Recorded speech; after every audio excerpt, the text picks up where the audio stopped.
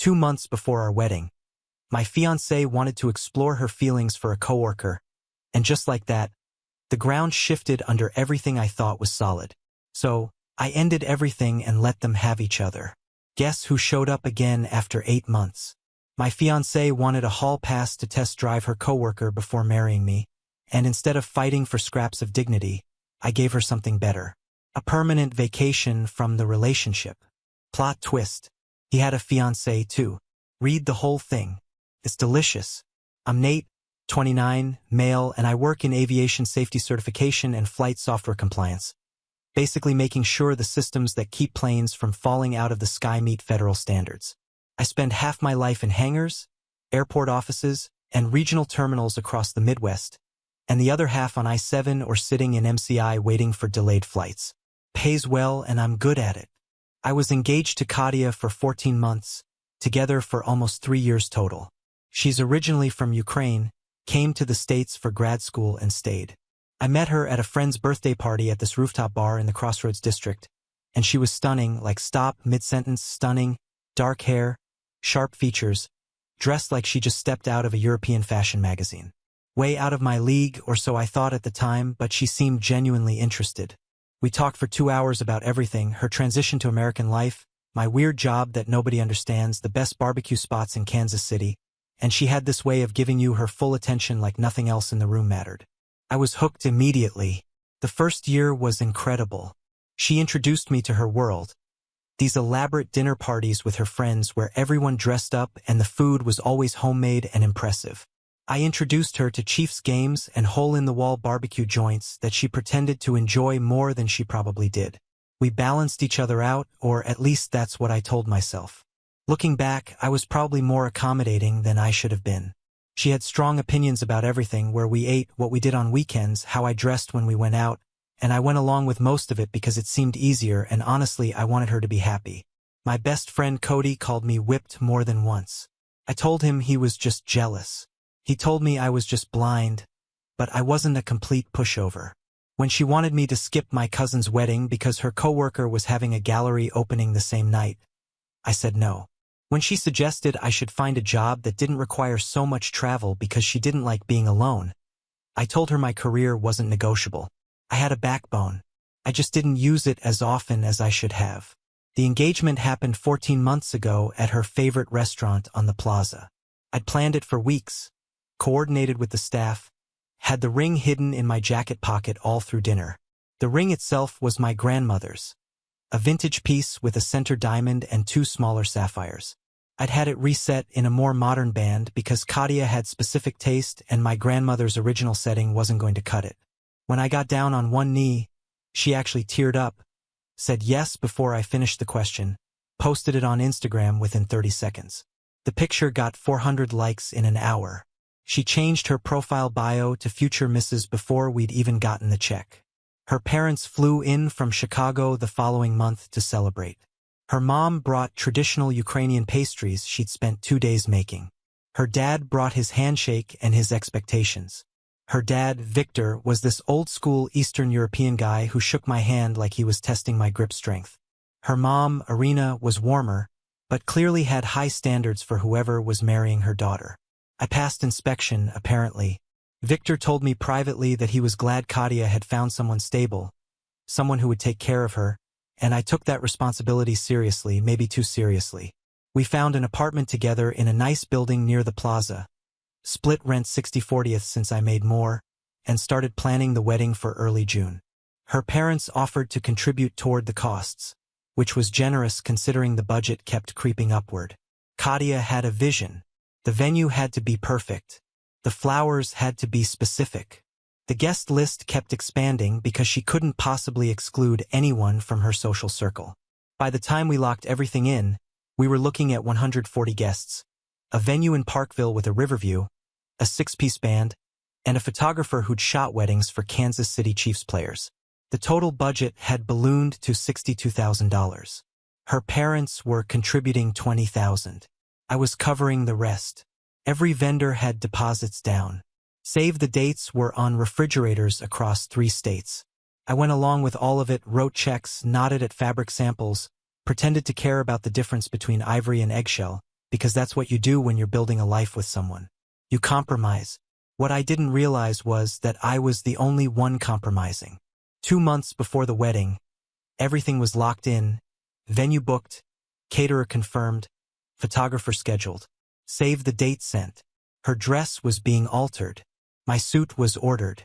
We were on the countdown, everything moving forward with that steady, unstoppable momentum, and then Tuesday happened.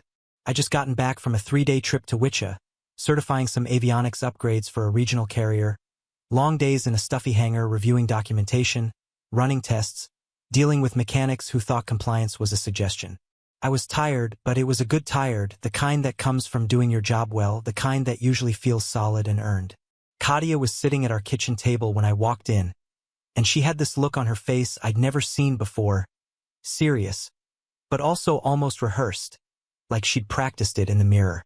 She told me she needed to talk to me about something important, about us, about the wedding, and I sat down across from her, still in my work clothes, assuming this was going to be about seating arrangements or some vendor drama. I've been doing a lot of thinking lately, she said, about commitment, about being sure. I think we should take a break before the wedding. I asked what kind of break she meant, trying to keep my voice steady, and that's when she told me about Dimitri, a guy from her office, some project manager she'd been working closely with on a big campaign. She said they developed a connection, an emotional connection, and she thought before she walked down the aisle, she should explore those feelings just to be completely sure she was making the right choice. I sat there processing this, my fiancé, 2 months before our wedding, asking permission to pursue another man, a coworker, someone she saw every single day while I was traveling for work. I asked her how long this had been going on, and she got defensive, said nothing had happened, they'd just been talking, getting close. She said he understood her in ways that were different, that he was there when I was always gone, and the accusation landed exactly where she wanted it to, like I was somehow responsible for her developing feelings for another guy because my job required travel. So what exactly am I supposed to do during this exploration period? Wait for me. Give me space to figure out my feelings. She said it like she was asking me to pick up milk on the way home. If you really love me, you'd want me to be certain. You'd want me to come to our marriage without any doubts. She'd clearly rehearsed this whole thing, had her talking points ready, probably got advice from whatever friend told her this was a reasonable request. But here's where she miscalculated. She assumed I'd react the way I always did, accommodate, compromise, put her needs first. Instead, I stood up. No break, no exploration, no waiting around while you figure out if some other guy is a better option. We're either getting married or we're not. And if you need to explore feelings for a coworker, then we're not. Her face changed instantly. That rehearsed calm she'd been keeping up just broke. I'm not asking to break up, Nate. I'm asking for space. Time to process. Don't you understand the difference? I understand perfectly. You want to keep me on the hook while you test drive someone else. That's not space. That's treating me like a backup plan. I looked her dead in the eyes, and I don't do backup plans. She started getting emotional, said I was being unreasonable, that she was trying to be honest with me instead of just cheating behind my back, that most guys would appreciate that kind of transparency. I told her most guys would have walked out 30 seconds into this conversation. I was just slower to catch up. Then I asked for the ring back, and her whole attitude changed. The tears stopped. Her eyes went cold. You're serious right now? I've never been more serious about anything. It was a gift, Nate. You can't just demand it back because you're upset. The engagement is over. That means the ring comes back. That's how it works. We went back and forth for another 10 minutes. She tried guilt, then anger, then bargaining. I didn't budge. Finally, she pulled the ring off and threw it at my chest. I caught it clean right out of the air. She grabbed her purse and headed for the door. But before she left, she turned around, eyes blazing. You will never find someone as beautiful as me. No one is going to love you the way I did. You're making the biggest mistake of your life. Then she slammed the door so hard the pictures on the wall rattled. I stood there in our apartment holding my grandmother's ring, and the weird thing was I didn't feel sad. I felt relieved, like I'd been waiting for the other shoe to drop for months, and it finally did. Then I texted Cody. His response came back in under a minute. Finally, bro, took you long enough to grow a pair. Want hot wings? I'm on my way. Cody showed up 45 minutes later with a bag of wings from our usual spot, a notebook, and this grin on his face like Christmas came early. He'd never liked Katia, and he'd never pretended otherwise. Said she treated me like an accessory. Said she was more interested in having a fiancé than having me specifically. I always defended her. Told him he didn't understand her. Told him he was being unfair. Stood there like a loyal idiot insisting he just didn't see what I saw. Turns out he understood her better than I did. He dropped the wings on the table, cracked open a can of energy drink, and pointed at me like we were about to review game footage. Walk me through everything, start to finish. Don't leave anything out. So I did. I walked him through the whole conversation. Every word she said, every pause, every shift in her tone. He listened without interrupting, which was rare for him, and that alone told me he knew this was serious. When I finished, he just shook his head slowly. Honestly, I'm surprised it took this long. A woman who posts your engagement ring before she even calls her mom isn't in love with you, bro. She's in love with the announcement. He had a point. Then he pulled out the notebook and uncapped a pen like this was a business meeting. We're approaching this like a project. Deliverables, timelines, dependencies. You're serious right now? Dead serious. Most guys fumble breakups because they react emotionally instead of strategically. We're making sure you're not fumbling the bag. Wait, what? Shut up and listen, Nate. Within 20 minutes, he'd mapped out everything I needed to handle. The apartment lease, the wedding vendors, the joint accounts, the shared subscriptions, the narrative control. He'd even assigned priorities. High impact, low effort stuff first, the subscriptions. I hadn't even thought about those, which says a lot about where my head was. Katia and I had combined basically everything over the past 2 years. Streaming services, grocery delivery, cloud storage, music, fitness apps, meal planning services, all under my accounts, all with my payment info. She used them constantly. Her entire digital life ran on infrastructure I was paying for. Cody circled that section of his list 3 times. This right here, this is the petty satisfaction column. Not necessary for the breakup, but important for morale. He grinned. My morale specifically. I told him I didn't want to be petty. It's not petty. It's practical. Why should you pay for services for someone who just asked to explore another guy? He leaned back like the logic was airtight. Besides, watching her get logged out of everything one by one is going to be special. He had a point there, too, even if I didn't want to admit it. But first, I had a more important message to send. I knew Katja knew how she operated.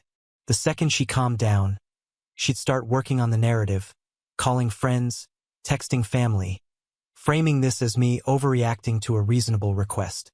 By morning, I'd be the villain who abandoned her over a simple conversation about feelings. I needed to get ahead of that, so I typed out one text message, kept it short, factual, no emotion. Katja asked me tonight to take a break from our engagement so she could explore her feelings for a coworker named Dimitri. I declined and ended the engagement. The wedding is canceled. I wanted you to hear this from me directly. I sent it to her parents, her sister, and 3 of our mutual friends who I knew would spread it further. Then I turned off my phone and finished my wings. Cody called this the narrative lock. Said in any breakup, whoever controls the story controls the outcome. I just made it impossible for her to rewrite what happened without looking like she was lying about her own family receiving that text. By the next morning, the text had done its job. Her sister had screenshot it to their family group chat. 2 of the mutual friends had already told their entire friend circles. One guy I'd sent it to worked with Katja at her agency, and by lunch, her whole office knew, not from gossip, from the actual facts sent by me before she could spin anything. She tried anyway, told people I'd overreacted to a simple conversation about pre-wedding nerves. But when people asked follow-up questions, her story fell apart. The details didn't match, the timeline didn't work, and everyone had already seen my text with the name Dimitri in it. Next, I called Victor, her dad. I'd always respected him, and I figured he deserved a real conversation, not just a text. He answered on the second ring, his voice heavy. He'd clearly already read the message. Is it true, Nate? What you wrote? Every word, Victor. He went quiet for a long moment, and I could hear him breathing on the other end. Then he asked what I needed from him regarding the wedding costs. I told him I'd handle canceling everything, and we could split whatever deposits were non-refundable. He'd contributed around $20,000 toward the venue, catering, and other vendors. I offered to cover the losses myself since I was the one ending it. No, his voice was firm.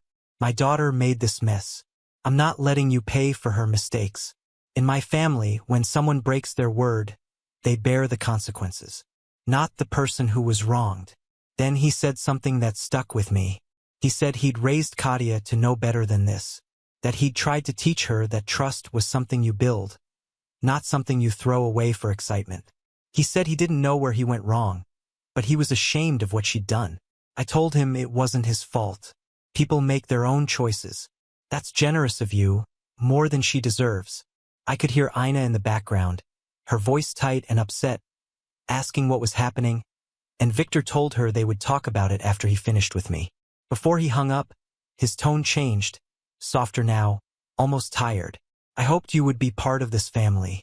Nate, you're a good man. My daughter is a fool. It landed harder than I expected, especially coming from an old-school Ukrainian father who probably was not easy to impress. It meant something. Wednesday morning, I started making calls. The venue coordinator was polite but firm about the cancellation policy. We would lose about $8,000 total between their deposit and the caterers. Victor handled that call himself and insisted on it. The photographer refunded most of my deposit because she was able to rebook the date quickly. She told me she was sorry things did not work out, but she had seen enough situations like this to know that calling it off now saved everyone more pain later. The florist kept $1,500. The DJ kept $500. The band was the biggest hit after the venue, $3,000 non-refundable, no exception. I called the rental company for the tables and chairs, the bakery, the calligrapher who had done the invitations, and the hotel where we had blocked rooms for out-of-town guests. By noon, I had made 14 calls and watched about $13,000 go up in smoke on a wedding that was not happening. By Wednesday afternoon, the wedding website was gone. I had built it on a platform under my email, so I deleted the whole thing. The registry disappeared with it.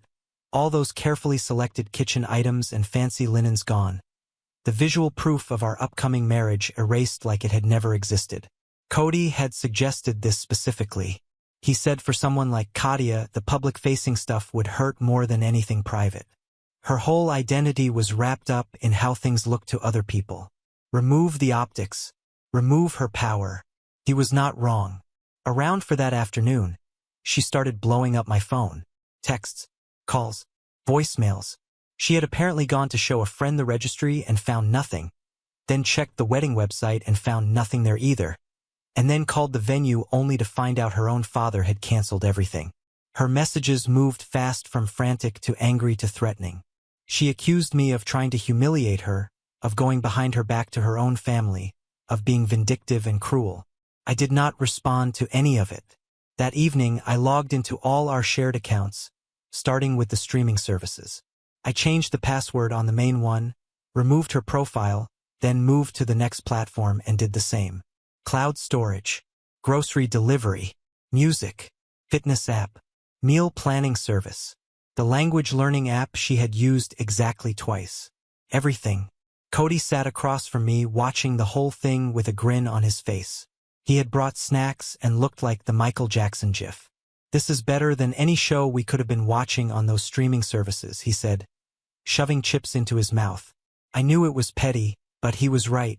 Why should I keep paying for someone who had just tried to put me on a shelf while she shopped around?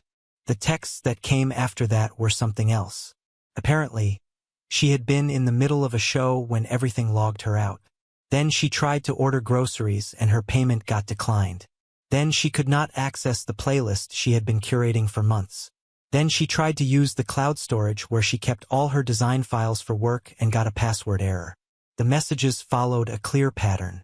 Confusion first, then realization, then anger. She sent angry voicemails too, and her accent started slipping through more heavily. You cancel everything. Everything. I am in middle of show. Nate, you are so petty, so childish. I cannot believe I waste 3 years on you. Tai Sho Zuriv. You think this hurts me? This is nothing. You are nothing. Mudak. Cody nearly died laughing when he heard it. Bro, she is having an existential crisis.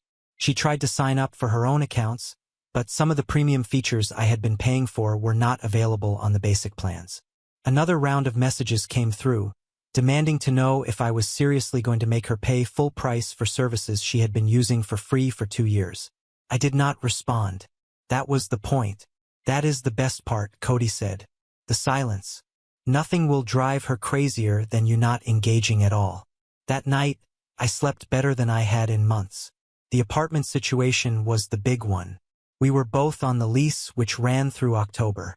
Breaking it early meant penalties, and I did not want months of awkward cohabitation while she figured out her next move. There was also the risk of her trying to make my life difficult. And apparently, after the subscription shutdown, she decided to fight back. She called my company's HR department and claimed I had been harassing her. She said she felt unsafe and demanded they do something about it, except there was nothing to do something about. I had not contacted her directly since the lease meeting. Every message she sent had gone unanswered. The text I sent to her family was factual and contained no threats or insults. HR called me. I forwarded them the relevant screenshots showing that she had been the one sending aggressive messages, and they closed the case in about 20 minutes. Then she tried calling the apartment management to have me removed from the lease, claiming I was creating a hostile living environment, except I was not even living there at that point. I was staying with Cody temporarily while I figured out the move, sleeping on his couch and keeping my head down. The building manager, who had clearly seen enough breakup drama to write a book about it, was not interested in getting involved in our situation beyond what the paperwork required. She kept it strictly professional. Katia also tried to get ahead of me with the wedding vendors. She called the venue pretending she was handling the cancellation herself, trying to redirect my deposit refunds into her own account. The venue coordinator called me to verify before doing anything. When I explained the situation, she flagged Katia's number in their system.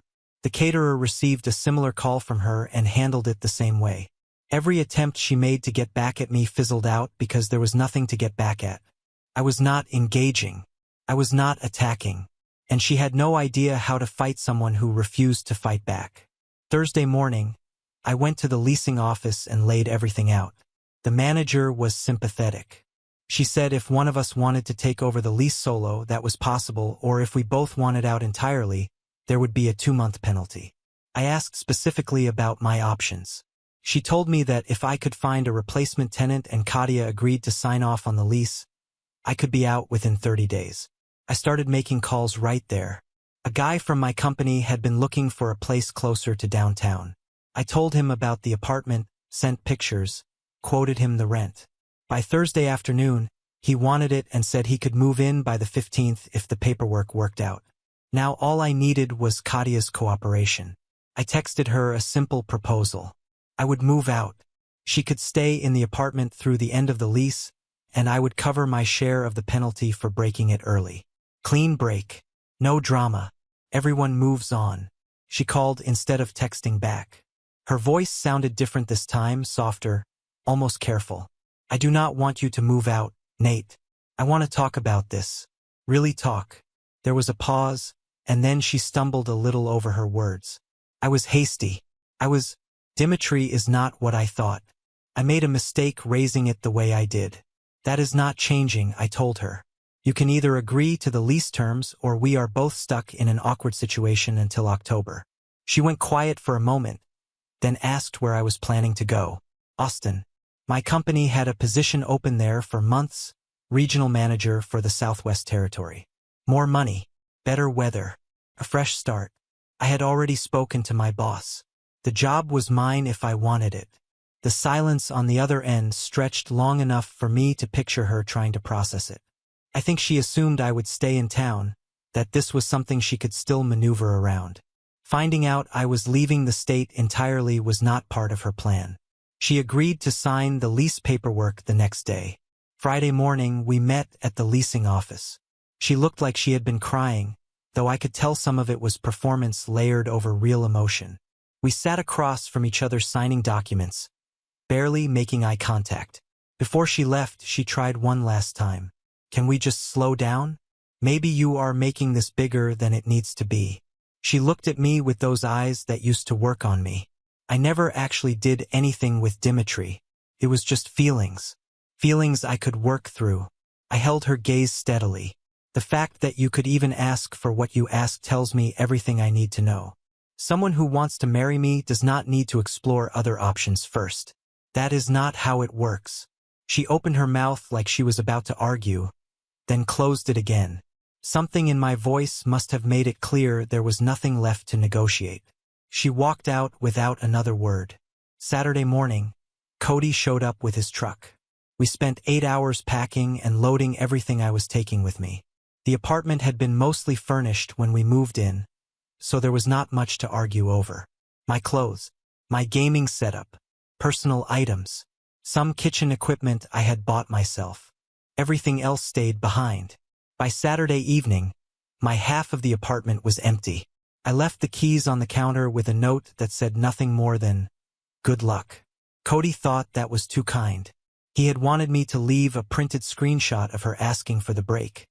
But I was done. I did not need the last word. I just needed to be gone. Sunday morning, I was on I-35 heading south toward Austin. 12 hours of open highway and podcast episodes about aviation history filling the silence. I passed through Oklahoma City around lunch, stopped for gas in Dallas around dinner, and gradually Texas plates began to outnumber everything else. I crossed into Austin city limits just after 9 p.m., the skyline glowing against the dark sky. New city, new job, new life. I did not look back once. The first few weeks in Austin were a blur of logistics, finding an apartment, setting up utilities, getting oriented at the new office. My territory covered Texas, New Mexico, Arizona, and parts of Colorado, which meant lots of regional carriers, lots of small airports, and plenty of flight time. The Austin office felt different from what I had left behind. It was more relaxed, more collaborative, and far less tangled in the corporate politics I had grown used to navigating. My boss, a former Air Force guy named Paul, cared a lot less about optics than he did about outcomes. He never asked how many hours I logged or how many meetings I sat through. He only cared whether operators passed their certifications and whether clients were satisfied. That clarity was refreshing. During my first month, I spent more time in the air and inside hangars than I did behind my desk. One week I was in El Paso for a comprehensive documentation review. The next week I was in Phoenix handling software certification testing. After that, I was driving out to a tiny airport in the Hill Country where a charter company needed compliance consulting because their previous specialist had botched something and they were staring down potential fines. Each successful certification felt like a small victory. Every new client felt like confirmation that I had made the right decision. The work itself had not changed, but my mindset had. I was not just showing up anymore. I was engaged. The pace kept me busy in the best way, which was exactly what I needed. Cody kept me updated on everything happening back in KC. He still had mutual friends who were more than willing to share details, and according to him, it was chaos. Katia tried to control the narrative for about 48 hours before she realized it was pointless. The message I had sent to her family shut that door. Her own father was telling people she had asked for a break to pursue a coworker. Her sister was openly saying she could not believe Katia would throw away what she had. The story was out, and it was not flattering. Apparently, after I left, she doubled down on Dimitri. Maybe she figured that, if she had lost me over him, she needed to prove it had been worth it. They made things official about 2 weeks after I moved. Cody delivered updates like a sports commentator. Week 1, they were inseparable, eating lunch together at the office every day. By week 3, she was posting couple photos with captions about finding her person. By week 5, she was introducing him to friends as her boyfriend. It was moving fast, which made sense. She needed it to look like destiny, not a mistake. Then week 8 hit. Dimitri had a fiancée, not an ex-fiancée, current fiancée, a woman in Chicago he had been engaged to for over a year. Katia had been the side piece. All the emotional intimacy, the late nights at the office, the connection she thought was so different from what she had with me. It was nothing more than a distraction for a man bored in his own relationship who saw an easy opportunity. She found out because his fiancée found her Instagram. Apparently, One of Kadia's photos had location data that did not line up with Dimitri's supposed work trip. The fiancé started digging, found Kadia's profile, connected the dots, and uncovered an entire relationship her future husband had been hiding. The confrontation did not happen quietly. Comments appeared under Kadia's photos calling her out. Messages went to mutual friends explaining everything. Screenshots were shared across platforms. The fiancé had proof. Text messages between Dimitri and Kadia. A restaurant reservation he made under a fake name. Hotel charges listed on a credit card statement. She posted it all. Overnight, everyone in Kadia's circle learned that she had left her fiancé for a man who had been deceiving her the entire time. And it got worse. Dimitri did not defend her. When confronted, he threw Kadia under the bus without hesitation. He told his fiancée that Kadia had pursued him aggressively and that he had only been too polite to shut it down. He claimed she misinterpreted professional friendliness as romantic interest. He painted her as desperate and delusional. His fiancée did not fully believe him, but she wanted to. They went to couples counseling and within a month were posting photos together again like nothing had happened. He kept his relationship, his reputation, his stability. Kadia was left with public embarrassment and the harsh realization that she had gambled everything to be someone's secret. Cody called me the night it exploded, laughing so hard he could barely speak. He said he had never seen karma move that quickly. I did not feel joy. It was not that. It was more a quiet sense of confirmation. The decision I had made was the right one. And now there was undeniable evidence. After that, Kadia disappeared from social media. No more curated posts. No more filtered glimpses of her perfect life. The image she had spent years constructing was gone. And everyone knew it. 3 weeks later, her agency let her go. Officially, they called it restructuring. Unofficially, one of her co-workers told Cody that clients had started requesting different designers. No one wanted their brand tied to someone whose personal drama had just unfolded publicly across Instagram.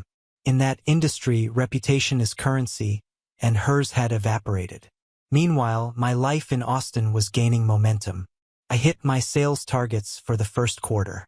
3 different clients sent positive feedback about my certification work. I started building routines. Gym in the morning, work during the day, exploring the city on weekends. I found a great apartment near downtown with a view of Lady Bird Lake, and for the first time in a long while, everything felt steady. I started hiking the trails on weekends, getting out early before the heat settled in. I joined a recreational volleyball league through work and ended up making friends with a few guys from the office who were also transplants from other cities. All of us figuring things out as we went. For the first time in years, I felt like I was living my own life instead of constantly adjusting to what someone else wanted. I was not bending myself around another person's moods or plans. I was just doing my thing. Honestly, it was great. 6 months after moving to Austin, I was in a better place than I had been in years. I felt more settled, more confident, more like myself. The job turned out to be even better than I expected. My territory was expanding, my numbers were strong, and my boss was already talking about a promotion to director level within the next year. Around month 4, I started dating casually. Nothing serious, just easing back into it and seeing what was out there. Then I met Rebecca. She was a sales engineer for another aviation company. We met at a conference in Dallas and ended up at the same dinner table with a group of people. By the end of the meal, we had spent almost the entire time talking to each other and ignoring everyone else. She was smart and direct, with a dry sense of humor that kept catching me off guard. Our first real date was at a taco place she insisted had the best al pastor in Texas. She was right. We talked for 3 hours, and it felt easy in a way my relationship with Kadia never had. She knew the short version of my story. She did not push for details. She just said it sounded like I handled it the right way and then changed the subject. With Rebecca, I did not feel like I had to perform. I could just exist. She liked me for who I actually was.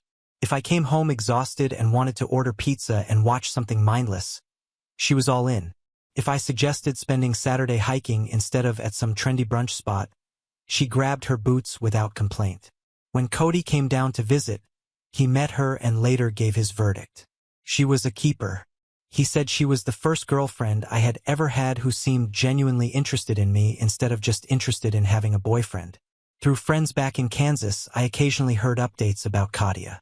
She had moved back to KC after staying with her parents in Chicago for a while. Her design career had stalled after the drama played out so publicly in front of her professional network. Victor and I stayed loosely in touch. Every now and then he would text me, send something about the Chiefs, or ask how work was going. He never mentioned his daughter directly, but it was always there between the lines. 8 months after the breakup, I had to go back to Kansas for work. A major client meeting and regulatory review required my specific expertise, so I would be in town for 5 days. I was not worried about running into Katia. I knew she had moved back to Kansas City, but it is a big place. The odds of randomly crossing paths felt slim. The work went smoothly. 4 days of meetings, inspections, and documentation reviews. By Thursday evening, I was done and had one free night before my flight home Friday afternoon. Cody insisted we meet up and suggested a new place in the Crossroads district that had opened after I moved. Supposedly great food. I agreed. The restaurant was packed when I arrived. Cody had grabbed a table near the back and already ordered an appetizer. We spent the first hour catching up properly. His job, my job, Rebecca, his latest dating disasters, all the usual stuff. Then I saw her. Katia was across the restaurant sitting with 2 women I did not recognize. She was dressed up with full makeup, the whole presentation carefully put together. But something about it felt off. The confidence she used to wear so naturally looked forced now. She was laughing a little too loudly and scanning the room between bites like she was checking who was watching. I watched her for maybe 30 seconds. She had lost weight. The outfit looked cheaper than what she usually wore. I guess the agency job had not been paying what her freelance work once did. She had not noticed me yet. I thought briefly about leaving, but Cody had already followed my line of sight. When he realized who I was looking at, he broke into a wide grin. "Do not you dare leave," he muttered under his breath. "This is perfect.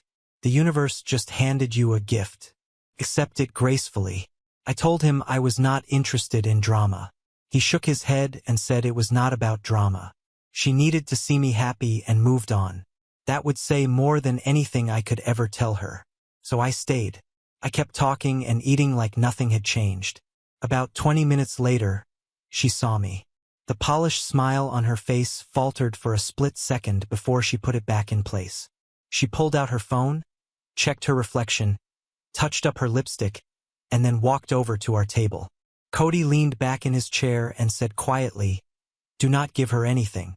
She stopped beside us. "Nate, I did not know you were back in town. Just here for work. Leaving tomorrow," I said evenly. I did not stand. I did not offer her a chair. She lingered, clearly waiting for something more. When I gave her nothing, she kept going. "How are you? Is Austin treating you well?" Then after a pause, she asked, "Are you seeing anyone?" "Austin's good. Job's great. And yeah, I'm seeing someone. It's going really well." The shift in her expression was immediate and impossible to miss. It was that split second when someone realizes the safety net they assumed would always be there is gone. The backup plan she thought she could circle back to no longer existed. "Are you happy?" she asked quietly. "Actually happy? Yep, I am." I did not hesitate. I did not soften it. I just answered. She swallowed and glanced down for a second before looking back at me. "I've been thinking about everything, Nate. I know now that what I asked for was wrong. I wish I could take it back." I gave a small nod. "I appreciate you saying that." She stayed there, clearly waiting for me to fill the silence with something else. Something emotional or nostalgic or forgiving. I did not. "I hope you find what you're looking for, Katia." That was it. Then I turned back to Cody, picked up my fork, and went back to my food like the conversation had reached its natural end.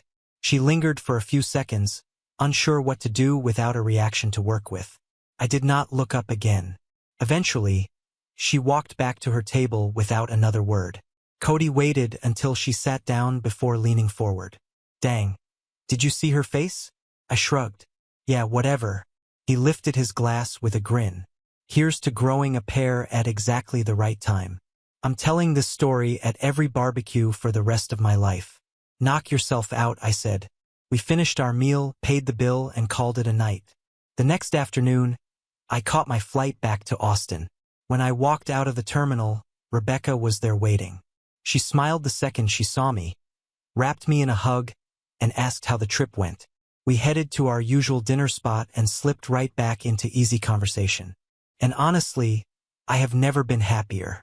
Guys, we are so close to hitting 1,000 subscribers on this channel. If you are not subscribed yet, please consider subscribing. It really helps us reach that 1,000 mark.